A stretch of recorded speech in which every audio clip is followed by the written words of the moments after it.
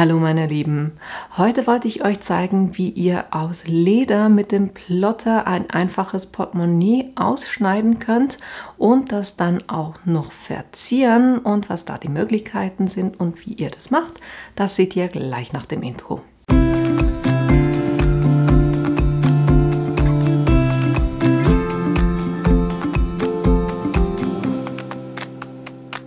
Für dieses Projekt verwende ich ein Reststück. Ich kaufe nicht riesengroße Lederstücke, sondern was ich mache, es gibt immer wieder natürlich bei der Lederverarbeitung Reststücke und ich kaufe mir da jeweils einfach so einen Sack voll mit Lederresten.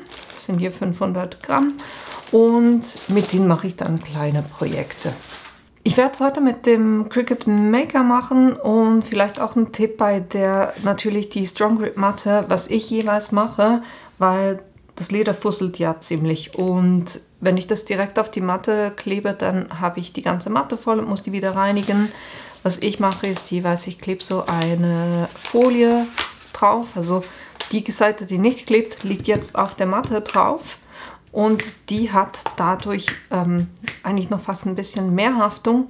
Sie haftet wunderbar auf der Matte drauf, aber eben auch das Leder haftet dann wunderbar hier auf diesem Kleber drauf.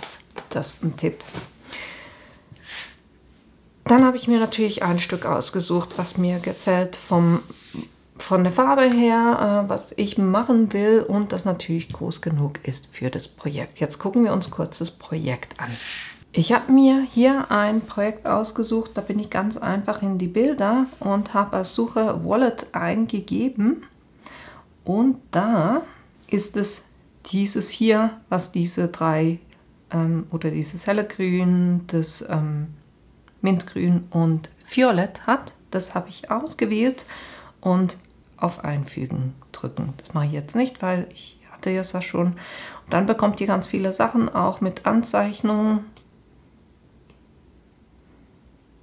Und die Anzeichnung habe ich rausgenommen, sondern ich habe wirklich nur den einfachen Schnitt und ich habe das gewählt, was zwei Elemente hat. Es gibt teilweise drei, also da habt ihr auch noch verschiedene Varianten.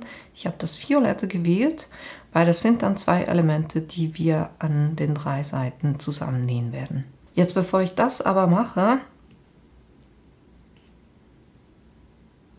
blende ich das noch kurz aus, weil ich will einen Testschnitt machen, um zu gucken, dass das dann auch wirklich funktioniert. Weil jedes Leder hat eine andere Dicke. Wir brauchen auf jeden Fall das Knife Blade, aber ich will einfach mal gucken, ob die Standardeinstellungen fürs Leder, das dann auch, ob das funktioniert mit meinem Leder. Ich nehme hier einfach mal 2 cm und sage herstellen. Und dann gucke ich, wo ich das platzieren will, weil ich habe das Stück auf der Matte platziert und weiß ungefähr, wo ich hier einen Platz habe. Das war 1, 2, 3, 4.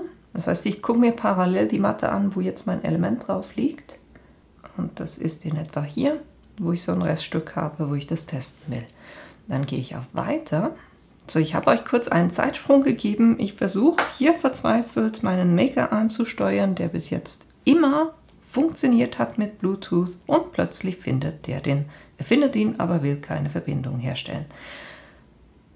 Ach Gottchen, solche Sachen nerven echt. Gut, dann wechsle ich jetzt auf die Desktop-Version rüber. So, dann sind wir jetzt auf der Desktop-Version. Ich gehe auf Materialien durchstöbern und suche nach Leder. Und dann versuche ich hier mal echtes Leder. Bisschen komisch für mich, dass der mit der tiefen Schnittklinge arbeiten will, aber wir versuchen es. Dafür macht man ja Testschnitte. Das heißt, ich nehme hier meinen Maker, auf jeden Fall die Räder auf die Seite schieben, damit die da nicht in den Weg kommen. Dann nehme ich meine Matte und lade die. Und dann testen wir das mal.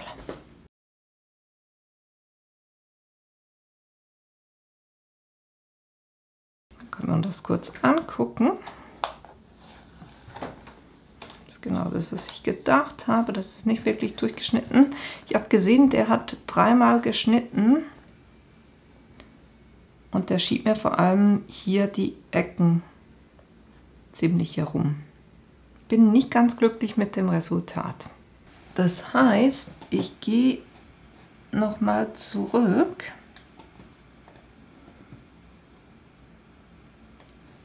Platziere das an einer anderen Stelle.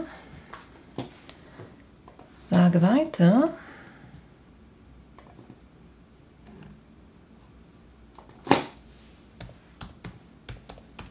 Jetzt gucken wir uns mal an, was hier das Punzierleder ist. Ich gehe mal auf die Materialeinstellung und gucke mir die verschiedenen Einstellungen an.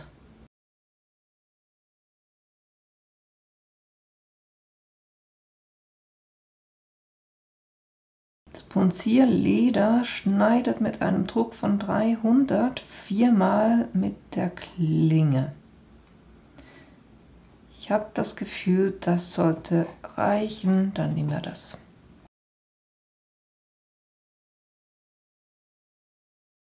Und jetzt sagt er nämlich auch, er will das Knife Blade, was mir schon besser gefällt. Das heißt, ich wechsle hier kurz das Tool.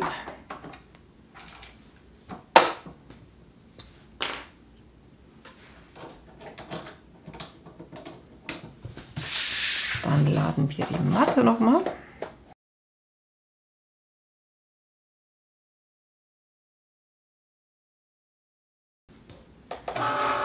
Dann schauen wir uns das mal an.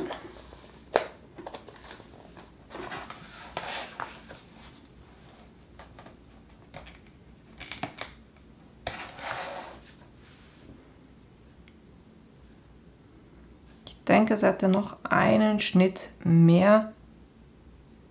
Wäre gut gewesen. Das heißt, ich werde das Material ein bisschen ändern und dann damit schneiden. Aber das Thema ist folgendes. Hier mit dem Messer, der dreht ja quasi nicht, sondern schneidet einfach in den Ecken, macht er einfach weiter. Und mit dem Knife Blade, der hat oben ein Rad, das heißt, er schneidet die, dann dreht sich das Rad, dann schneidet er die, dann dreht sich das Rad und schneidet die und dadurch bekommt ihr auch viel die sauberen Ecken. Das heißt, ich nehme jetzt mein Projekt, nämlich das und das, gehe auf Herstellen. Dann muss ich das ein bisschen anders platzieren, weil ich weiß ja, wo ich mein Element hingelegt habe auf der Matte.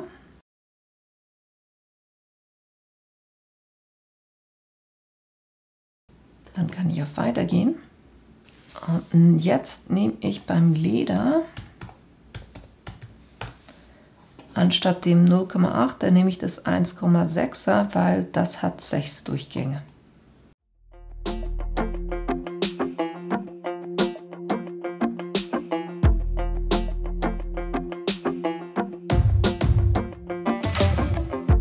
Maybe I was blind, known you forever while I tried to find someone that could be.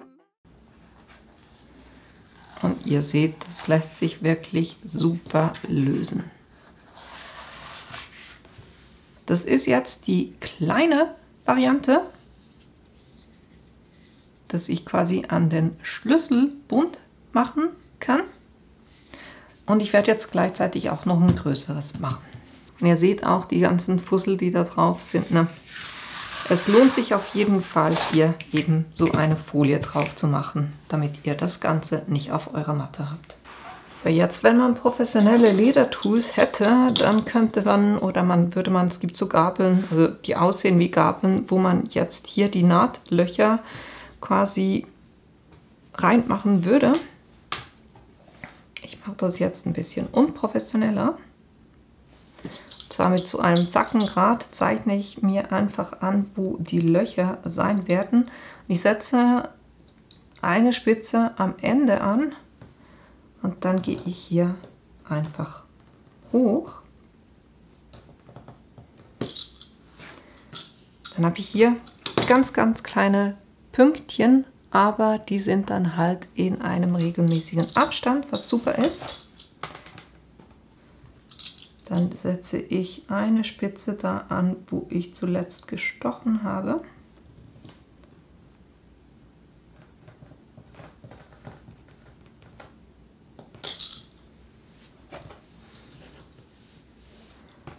Und dann noch die letzte Linie.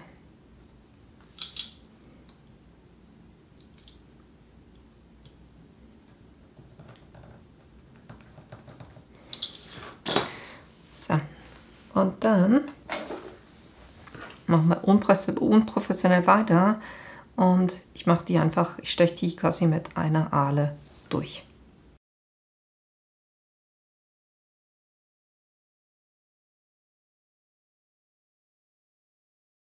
Jedem, der professionell mit Leder arbeitet, wird es sehr wahrscheinlich jetzt die Zähne hochziehen, wenn er das sieht oder sie das sieht. Aber wie gesagt, ich mache das nicht so oft und deshalb habe ich diese professionellen Tools nicht. Deshalb machen wir es halt einfach so. So, die Löcher sind alle drin, unprofessionell, aber zumindest einigermaßen gerade. Naja. So, jetzt, bevor ich nähe, mache ich noch die Druckknöpfe. Und da gucke ich einfach, wo die Mitte ist von diesem Teil. Und dann gucke ich mit dem Knopf, wo ich den in etwa haben will. Mache da ein kleines Löchlein rein. Right in front of me, I didn't realize you were my dream. So you took me by surprise. Oh yeah. Und dann mache ich jetzt auch schon die Druckknöpfe rein, weil es ein bisschen einfacher geht.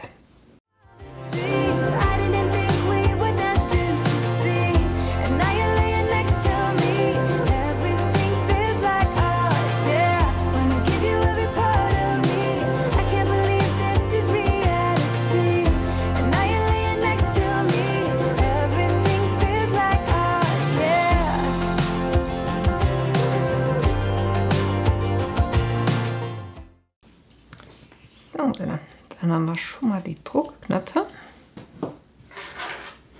Und dann kann ich hingehen und das Ganze nähen. Und ich mache auch keinen Sattelstich oder... Ne, das Ganze ist extrem, ich weiß, jeder, der mit Leder arbeitet, denkt sich jetzt, das ist extrem unprofessionell gemacht. Das Thema ist, ich weiß, wie man es richtig machen würde, aber ich habe die Tools dazu nicht und deshalb mache ich das halt mit den Mitteln, die ich habe. Das heißt, ich werde hier mit einer Nadel einfach an einer Stelle anfangen, dann runter nähen, rüber, hoch, dann quasi wenden und in die andere Richtung wieder zurück, so dass jedes Loch dann von vorne und hinten auch einen Faden hat. Ne, wir arbeiten mit den Tools, die wir haben. Ich habe das Ganze genäht und ich habe mich ein bisschen umentschieden und habe hier nur quasi so wie einen einfachen Stitch gemacht. Das heißt, ich bin nicht wieder zurück, sondern ich bin nur in eine Richtung gegangen, habe es hier oben auch noch einmal rundum genäht und so haben wir ein süßes kleines Portemonnaie. Und ich habe mich dann nun entschieden, ich hatte das geschnitten, aber vom Material her, es war mir zu wenig stabil, deshalb habe ich es nochmal gemacht. Und zwar hier in diesem dunkelbraun und hier auch ganz einfach genäht. Ist logischerweise nicht ganz so professionell, wie man das eigentlich machen würde, aber na, wir sind im Hobbybereich, passt. Normalerweise würde man, wenn man mit Leder arbeitet, die Kanten abziehen und dann das Ganze eine Tinktur aufbringen und das Ganze polieren, so dass diese Kante nicht so scharf ist. Ich habe die Werkzeuge dazu ganz einfach nicht und deshalb habe ich es so belassen, was ich gemacht habe. Ich habe mit einem Wattestäbchen das nass gemacht und dann mit Schutz- und Haftlack einfach die Kanten abgefahren, damit da das nicht ganz so, ne, dass die Kanten nicht so aussehen wie hier, sondern das halt einfach schön flach ist. So, jetzt ist ja das nicht alles, was wir machen wollen, sondern ich habe ja gesagt, wir können das auch noch mit Folie aufhübschen. Ich habe da auch schon ein bisschen getestet. Das ist der Test für das Große und für das Kleine habe ich hier so ein Herz. Jetzt, wie mache ich das? Na, wir haben ja für den Cricut Maker zum Beispiel haben wir das Foiling Tool, aber für Leder ist das eher, also ich kriege da nicht so gute Resultate hin, dass das wirklich auch drauf bleibt.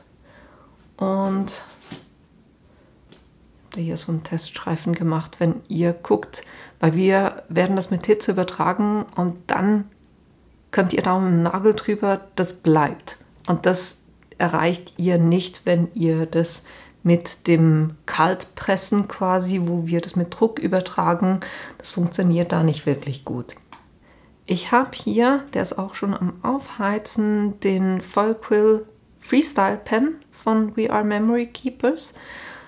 Ich habe den im Moment beim Maker, habt ihr auf der Seite einen USB-Anschluss. Da heize ich den im Moment auf, weil dieses Kabel am Ende ist ein USB.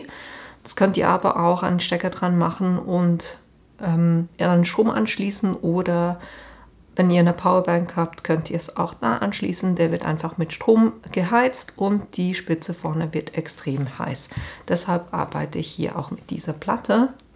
Sowas gibt es auch für in den Plotter. Ich hatte mal ein Video gemacht, wo ich das gezeigt habe, wo ihr diese Spitze in den Plotter reingeben könnt, auch dann mit USB-Anschluss.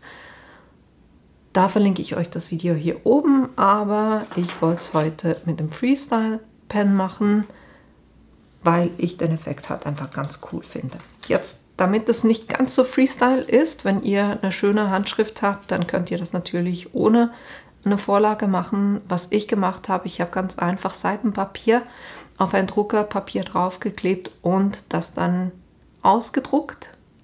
Und so habe ich hier eine Vorlage, mit der ich arbeiten werde. Das Kleine kommt das Kleine, das Herz, und das Tina B kommt auf das Größere. Das heißt, ich muss die Teile vorbereiten. Wenn ihr es im Plotter drinnen macht, dann müsstet ihr natürlich, bevor ihr das Ganze zusammen näht, nur dieser obere Teil, auch bevor ihr den Druckknopf dran macht, so müsstet ihr das in den Plotter reingeben. Und diese Platte hier, die ist gleich groß wie eure Schneidematte. Das heißt, die könnt ihr auf die Schneidematte drauf machen und dann das Element hier drauf machen. Und dann kommt hier ein Stück Folie drauf. Da schneide ich mir einfach so ein kleines Stück aus, was ich brauche. Fangen wir mit einem kleinen an. Da mache ich einerseits die Folie da drauf, wo ich das Element schlussendlich haben werde. Und da müsst ihr einfach drauf gucken, dass es wirklich schön straff ist. Das heißt, ich gebe das ans eine Ende, mache das mal fest.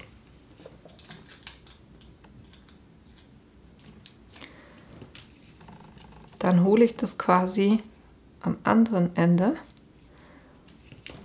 und ziehe das schön straff, wenn es denn will.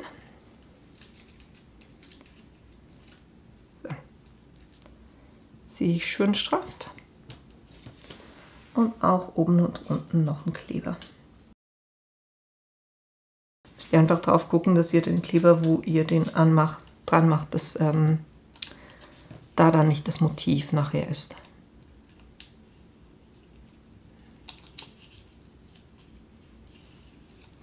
So, das sitzt jetzt schön straff drauf. Und dann mache ich dasselbe auch noch mit dem Seidenpapier.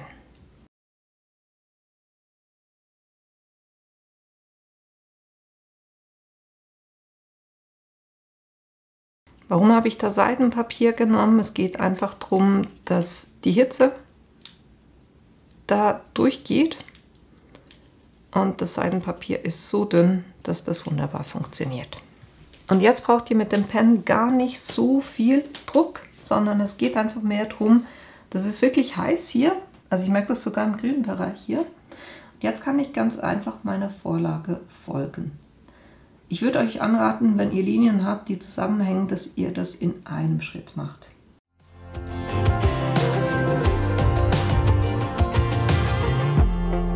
just curious. When did you know you had feelings for me? Maybe somehow we've always known that. Ich bin da teilweise mehrmals drüber, weil die Linien unterschiedlich dick sind. Und das habe ich versucht nachzubilden. Jetzt können wir gucken, wie das aussieht. Na, so habe ich mein kleines Herz hier drauf. Und das ist das, was ich haben wollte. Dann machen wir noch das zweite. Chemistry, but always chasing after someone else. So this took me by surprise. Oh yeah, even in my wildest dreams, I didn't think we were destined to be. And now you're laying next to me. Everything feels like oh yeah. Wanna give you every part of me. I can't believe this is reality. And now you're laying next to me. Everything feels like oh yeah.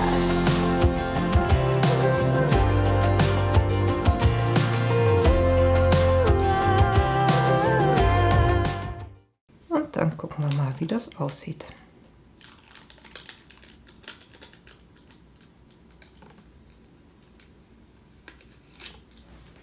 Und ihr seht es der Folie auch an, ne? Da ist jetzt die Folie weg, da wo ich mit der Hitze drauf bin. Und die Folie ist jetzt wunderbar hier drauf. Das heißt, so könnt ihr super auch Ledersachen personalisieren. Den habe ich wieder ausgesteckt, den legt ihr einfach irgendwo auf die Seite, wo er abkühlen kann und keiner sich dran verbrennt. Und was ich auch noch kurz mache, ist hier noch ein kleines Löchlein reinzumachen, weil das ist gedacht für einen Schlüsselanhänger für den Notgroschen. Ich weiß nicht, ob ihr das auch kennt, aber ich bin meistens ohne Portemonnaie nur mit dem Handy unterwegs und stelle dann manchmal fest, dass man irgendwo gar nicht mit dem Handy bezahlen kann. Bin ein bisschen aufgeschmissen und von dem her wird das mein Notgroschen sein, wo ein kleines Nötchen reinkommt. Und ich das dann immer am Schlüsselanhänger dabei habe, weil den Schlüssel hat man ja in der Regel auch dabei, ne? So, und so kann ich das wunderbar an den Schlüsselanhänger dranhängen. Und das war auch schon das, was ich euch heute zeigen wollte, nämlich wie ihr Leder mit dem Plotter schneiden könnt und dann das mit Silberfolie. Ihr könnt natürlich Goldfolie, da gibt es ganz verschiedene Arten von Folien, die ihr da verwenden könnt. Ich dachte einfach, mit dem Silberknopf passt Silber am besten, aber eben ihr könnt das auch mit Gold oder Kupfer oder was auch immer ihr das machen wollt. Aber das war die Geschenkidee für heute. Ich hoffe, euch hat die Idee gefallen und ihr habt Lust, es selber auch auszuprobieren. Und natürlich, dass ich euch in einem meiner nächsten Videos wiedersehe. Bis bald!